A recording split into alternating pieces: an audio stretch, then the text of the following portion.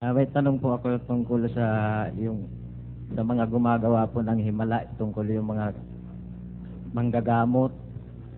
Yun ho ba, gawa ho ba ng Diyos yun o ni Satanas? Alam mo, para malaman natin kung gawa ng Diyos o hindi, dapat nakasang-ayon sa Biblia. Di ba? Pag nakasang-ayon sa Biblia, gawa ng Diyos yun. Ngayon, ang Diyos, nung magbigay siya ng kapangyarihan sa kanyang mga alagad, dinefine niya naman yung mga kapangyarihan daladala nila, no? Magpapabangon sila ng patay. Maglilinis sila ng ketong. Ha? Magpapagaling sila ng may sakit. Ayun. Pag nakikita mo yon, totoo yon.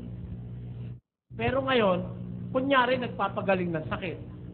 Ano? Pero hindi nakakapagpabangon ng patay.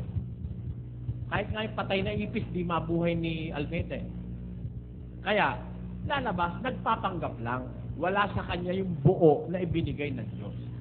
Kasi dapat daladala mo yun eh. Pakinggan mo sa Mateo 17. At samantalang kayo nangaglalakad ay magsipangaral kayo na magsabi, ang kaharian ng langit ay malapit na. Magpagaling kayo ng mga may sakit. Magpabangon kayo ng mga patay. Maglinis kayo ng mga ketong. Magpalabas kayo ng mga demonyo.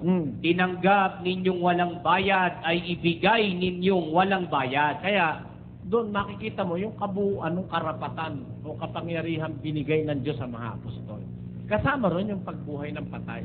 Ito nga yung mga nagsasabi nagmimilagro eh. Wala namang binubuhay na patay. Kaya hindi lapat sa kanila yun. Kasi po nung nakaraan ng linggo, narinig ko sa inyo, si Satanas din daw nagpapagaling. Oo, nagpapagaling siya. Paano malalaman nyo kung yung gawa talaga ni Satanas yun o ng Diyos, yung pagpagaling na yun? Ganito. Kung magpagaling si Kristo, pinagagaling yung katawan, yung kaluluwa, at saka yung espiritu.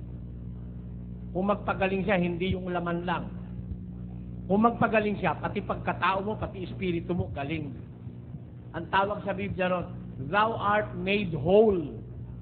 You are restored. Ayun ang sabi ron sa Biblia. Made whole, ibig sabihin, binuo ka uli. Buo, katawang, kaluluwa, espiritu, okay ka. Ngayon, magpinagagaling, gumaling daw sa sakit, pero masama rin ang ugali. Ang natutunang aral mali, kaya hindi applicable yun doon sa sinasabi ng Biblia. Maraming salamat po, brother. Salamat din.